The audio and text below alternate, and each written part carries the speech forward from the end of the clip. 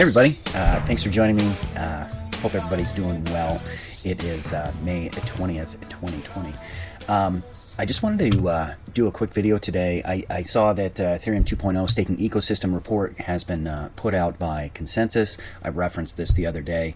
There's a lot of great information in this report, and what I'd like to do is I'll include the link below. You can access it and go through it yourself. But Consensus has been going kind of wacko on their Twitter page. So I just kind of want to go through some of this and hit some highlights, because I think if you don't feel like reading the report or you don't have time, maybe I can just read some of this to you. I don't know. But let's go ahead into some of these posts that they've done. And all this information is inside this report, so it's pretty slick. But you can get the highlights here, right? So if you're not subscribed to Consensus Twitter and this sort of thing interests you, you should go ahead and subscribe. So it says Ethereum 2.0 Phase 0 is set to go live this year. A survey of 300 ETH holders by Consensus Codify aimed to determine the motivations and concerns of ETH holders who are considering not staking on the ETH2 network.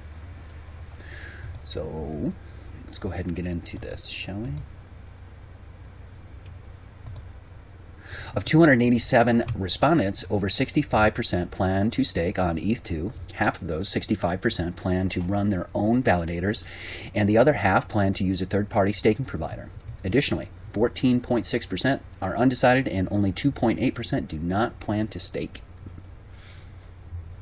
So this is an interesting one here. It says of the 65% of respondents who plan to stake by running their own validator or using a third party, both groups plan to stake 50% of total ETH holdings.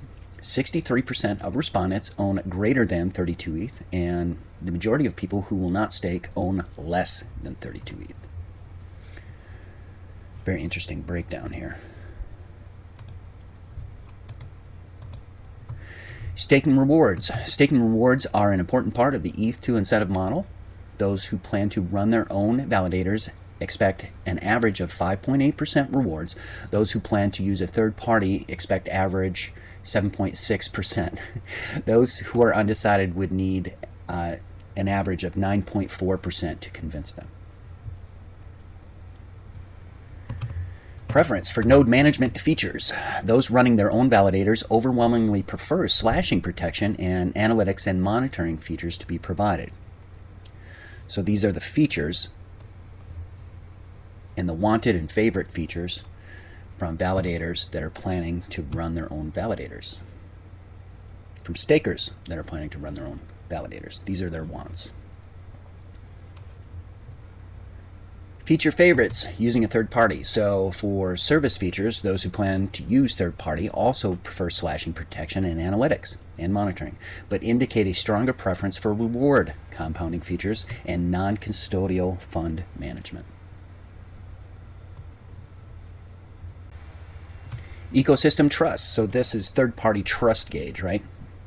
So ecosystem trust. Among all three segments, validator, third party, or undecided, trust is the highest for Coinbase, Binance, and Prismatic Labs when considering the services they may offer for ETH2 staking. I thought that was pretty interesting. But not surprising.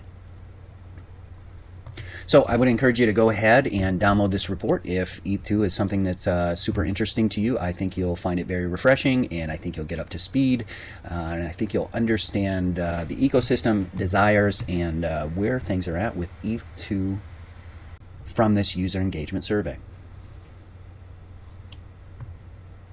Also want to include this very updated Google Doc ETH2 calculator. I've shown some of you guys the old Google Docs, and then I showed you kind of a quick, less feature-rich front end that some people made pointing at some Google Docs.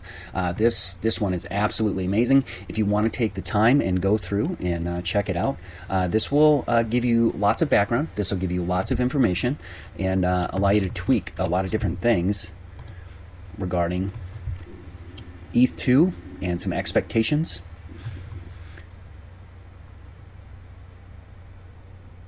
Wonderful calculators here, and much more in depth than the web front end that you may be familiar with. Last thing I'll leave you with today is this pretty cool matrix about what would the price of Chainlink be if, and it breaks down basically the the dominance as far as market share relating from Chainlink to the rest of the crypto market, and then the total market cap. I thought that this matrix was really interesting, and I would love actually to get your feedback on where your expectations are as far as Chainlink's market dominance relating to market cap. Once again, this is not investment advice. This is just me providing information, links, and hopefully to further your knowledge and help you gain some access to some wider thoughts and expectations and education around blockchain, and I guess today Ethereum and Chainlink. Thanks a lot. See you guys. Take care.